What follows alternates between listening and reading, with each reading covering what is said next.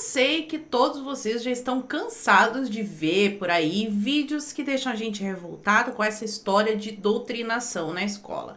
Mas hoje eu quero mostrar um vídeo que me deixou especialmente indignada com as imagens e com o que a professora falou na sala de aula. Mas eu quero propor para vocês também uma reflexão, porque não adianta a gente ficar choramingando, todo mundo sabe que existe doutrinação na sala de aula. No vídeo de hoje, eu quero explicar para vocês algumas causas que levam a gente a ter esse quadro terrível na educação brasileira. Por que tem tanto professor doutrinador? Será que eles são maioria? Será que eles são minoria? E eu quero também dar algumas dicas de como que a gente pode começar a tentar resolver esse problema. E antes da gente assistir o vídeo junto, a gente vai assistir todo o vídeo e depois eu vou trazer os comentários. Eu quero trazer uma indicação de leitura para vocês que tem tudo a ver com a pauta de hoje, que é o livro Crianças que Leem. Tá em promoção na minha livraria com um super desconto. Eu vou deixar o link aqui no primeiro comentário fixado. Então, se você quiser aproveitar, corre lá e aproveita. Feita a introdução e jabá, vamos assistir o vídeo e depois os meus comentários. Chama a Venezuela de comunista, mas a China ele não chama de comunista, porque a China, o país é milionário. Eu estava lá essa semana babando o ovo do Quem está errado? Cuidado, meu filho. Você não fala que Lula é nazista. Nazista é Bolsonaro. Não, peraí.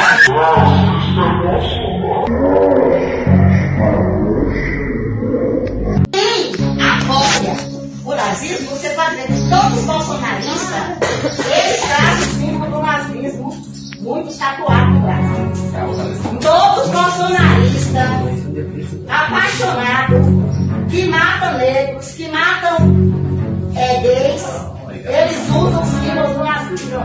Você está confundindo o nazismo com o comunismo. Não confunda. Porque o comunismo vem do regime socialista, porque nós temos dois regimes políticos, o republicano e o socialista. O regime do Brasil é o capitalismo. E o socialismo, sabe qual é o regime socialista? A China. A China é socialista. Pelo que eu entendi que ele estudou ano passado, o capitalismo é assim, cada um bota o preço que quer, por exemplo, no comércio. Não, é do lucro. Trabalha com lucro. E o socialismo é emitido pelo governo. O socialismo é... Silêncio. Eu gosto de alunos. Presta atenção. Ó, você. E presta atenção. Quando você é Lula, não é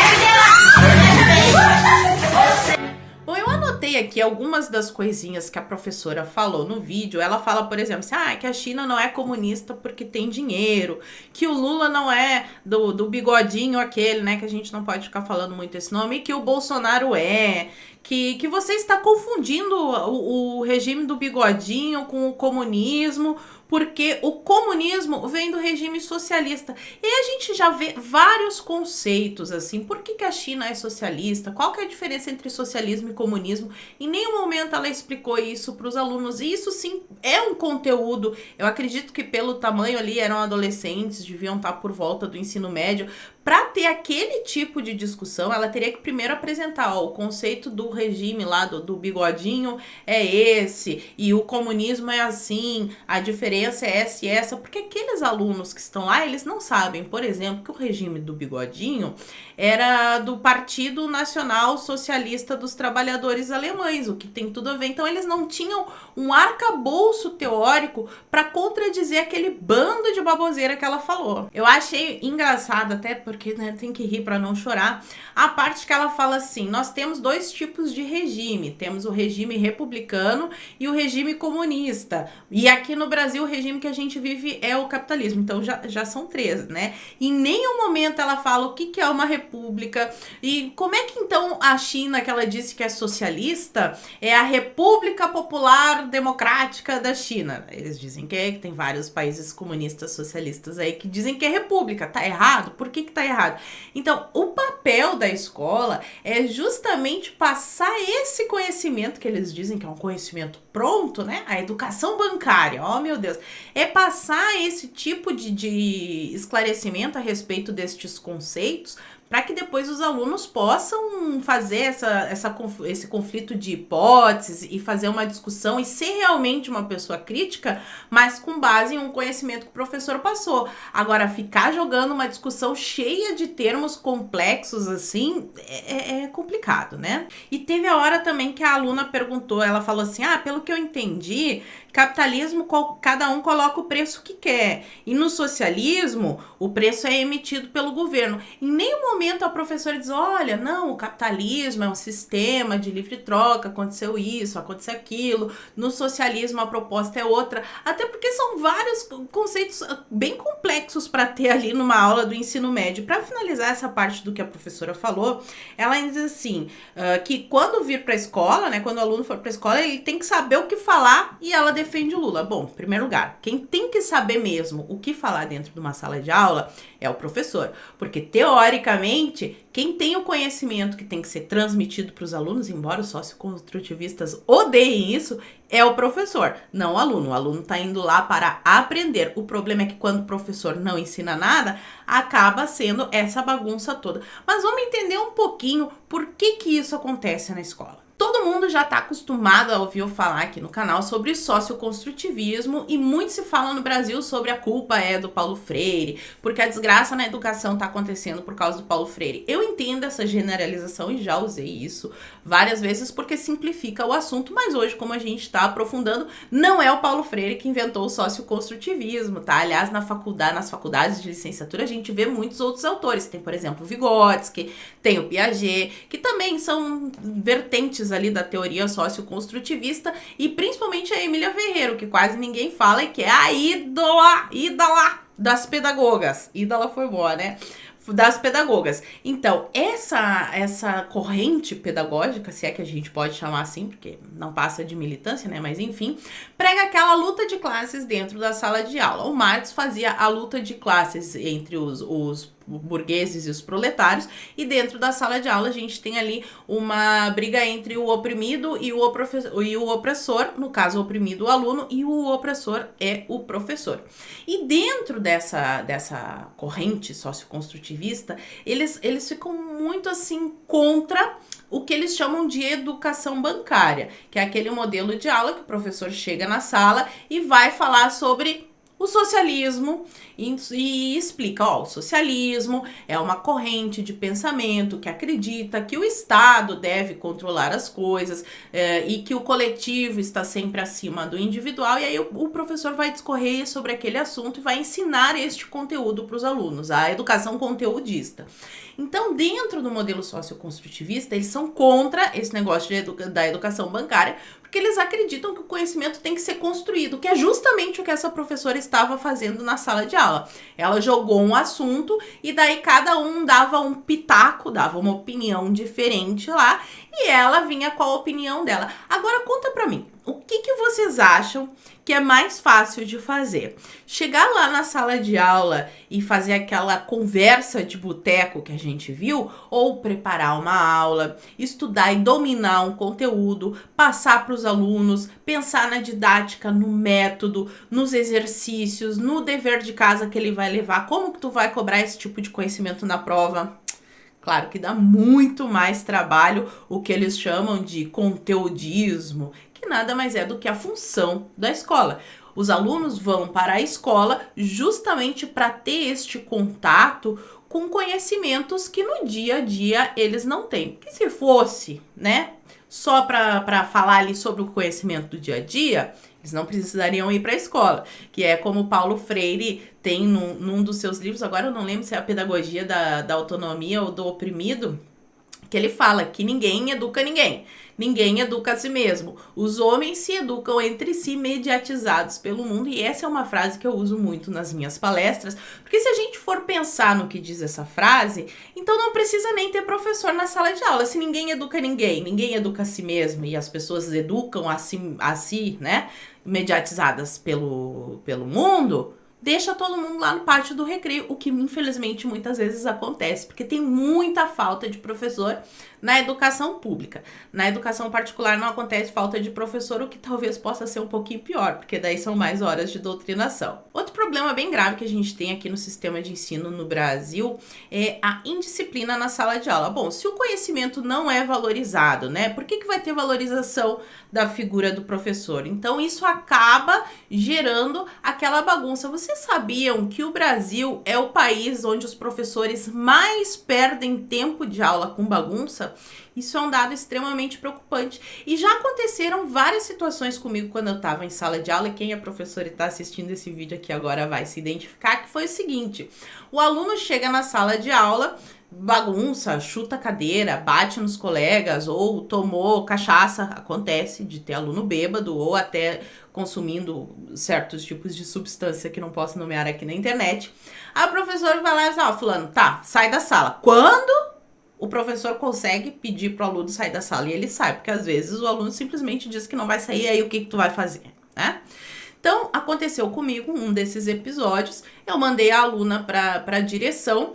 Uns 10 minutos depois, a aluna voltou ainda com um pirulito. Ela chegou lá, tinha sido indisciplinada, ela deveria ter sofrido algum tipo de sanção. Pelo contrário, ela ganhou um prêmio, ganhou um pirulito e ainda voltou no meio da minha aula para ficar ali perturbando, porque tinha muita gente lá na direção e a direção não podia ficar com aquela aluna lá. Então, além de tudo, ela atrapalha quem queria estudar. E isso acaba afetando justamente os alunos pobres que querem estudar, que vão para a escola a fim de aprender, mas o professor não tem como dar aula devido à indisciplina. Outra coisa também são esses alunos que eu falei para vocês aí, né, que consomem esse tipo de substâncias, e também o que eles chamam de menores infratores. Esses aí que acabam com a vida de pessoas, que assaltam, eles também estudam, são matriculados na mesma sala que às vezes a criancinha ali inocente, porque esses aí são repetentes, né, acaba tendo uma distorção, idade séria aí bem grande, e tem que conviver junto às vezes com a criancinha, aquela bem inocente, porque tu não pode trocar ele de escola, não pode impor nenhum tipo de castigo, não pode suspender, porque ele tem o direito de estudar. O infrator tem o direito de estudar, os outros que são bonzinhos não. Acaba que o nosso sistema de ensino, ele favorece esse tipo de professor que ele acaba se acomodando. Eu não vou dizer para vocês que eles são maioria, tá, pessoal? A maioria dos professores não é militante. Acreditem em mim, eu estive dentro da sala dos professores. Esses professores militantes, graças a Deus, são a minoria. Mas a maioria dos professores, eles não têm noção dessas coisas que eu estou falando para vocês, de como que o socioconstrutivismo afeta dentro da sala de aula, de como esse tipo de ideologia acaba gerando a indisciplina e prejudicando justamente eles. Então o professor fica com duas opções. Ou ele se estressa um monte e adoece. O índice de doenças ocupacionais aí entre os professores, principalmente a síndrome de burnout, é muito, muito grande. Por isso que falta muito professor na educação pública, porque muitos entram, passam no concurso e pedem demissão porque não aguentam, e outros acabam enlouquecendo. É um barulho ensurdecedor e não consegue dar aula. Então, quem quer dar aula fica com aquela angústia. Mas tem também, infelizmente, aquele grupinho assim de... qual é o problema? Vai lá, finge que dá aula, dá a nota para todo mundo passar, não te incomoda, recebe o teu salário. Então, o sistema de educação, da maneira como ele foi construído aqui no Brasil, não só no Brasil, isso é um problema mundial, mas eu tô falando especificamente das escolas no Brasil, que é onde eu conheço melhor a realidade, ele acaba favorecendo esses professores relapsos, ou acabam se acomodando. Os bons professores realmente são afastados ou por causa do estresse ou também por causa do fator econômico, mas o pior de todos é o estresse, o barulho e tudo isso que acontece. E esses professores que gostam de doutrinar na sala de aula, para eles é um prato cheio. E depois que eu já falei para vocês todo esse contexto, passei um pouquinho de teoria, por que isso acontece, eu quero dar aqui alguns conselhos de como que a gente pode começar a mudar essa realidade. Em primeiro lugar, se você é um jovem que está me assistindo e pensando, não, agora eu vou responder o meu professor lacrador, vou dar um show na sala de aula, já vou te dar um banho de água fria, eu não aconselho que aluno fique batendo boca com o professor na sala de aula, porque sempre quem vai se dar mal é o aluno que está tentando ali ganhar do professor no grito. Por quê? Em primeiro lugar, o professor é um adulto, ele vai, mesmo que ele seja um comunista, socialista, que nunca estuda um debate entre um adulto e um adolescente, o adulto normalmente vai levar vantagem. E outra, a maioria da classe acaba indo na narrativa do professor porque ele está investido da figura de autoridade. Então, ele que é o professor, teoricamente, ele sabe mais. Então, eu não aconselho isso. Mas se você, pai ou mãe, está preocupado que isso possa estar acontecendo na escola do filho de vocês, eu vou deixar vocês um pouquinho mais tranquilos. Em primeiro lugar, eu aconselho que vocês vão até a escola, conversem com os professores, leva a maçãzinha, leva bombonzinho, faz amizade, porque mesmo que o professor seja um esquerdista, como são poucos os pais que vão na escola e que tem esse tipo de relacionamento, ele já vai dar uma suavizada. Na turma do teu filho, ele não vai querer dar essa doutrinada, porque ele sabe que tu tá ali, que tu tá presente na escola. Outra coisa que tem em todas as escolas é o círculo de pais e mestres, e tem reuniões. E uma das maiores queixas dos professores é que quase nenhum pai quer ir nesse círculo de pais e mestres, e ali são discutidas várias coisas da escola, sobre festas, sobre eventos, sobre os passeios que a escola vai dar. Então, de repente, tu pode ver um passeio legal, cultural, e sugerir nessa reunião aí do círculo de pais e mestres. E para fechar as minhas dicas aqui, toda escola tem o projeto político pedagógico. Toda escola tem que ter isso. Esse documento é elaborado na esfera municipal. Então fica fácil, tá pertinho de vocês. Qualquer pai, qualquer pessoa pode chegar na escola, ter acesso a esse documento, que é elaborado geralmente pela Secretaria da Educação. E as leis de educação também são feitas na esfera municipal. Então vocês podem, se tiver acontecendo algum caso como esse de um professor que está fazendo absurdos na sala de aula, pode conversar com o vereador, propor leis e quem sabe assim, de pouquinho em pouquinho, a gente começa a melhorar a situação do sistema da educação aqui no Brasil. Eu espero ter ajudado vocês a entender um pouquinho melhor o quadro, porque para resolver a gente precisa entender, e eu espero também que essas dicas aí sejam valiosas para vocês. Agora conta para mim aqui nos comentários se vocês sabiam dessas coisas que eu falei, se por acaso isso acontece na escola dos filhos e que outro tipo de dica que eu poderia dar para vocês, pais e alunos, para ajudar a tentar melhorar a educação no Brasil. E por hoje eu vou ficando por aqui.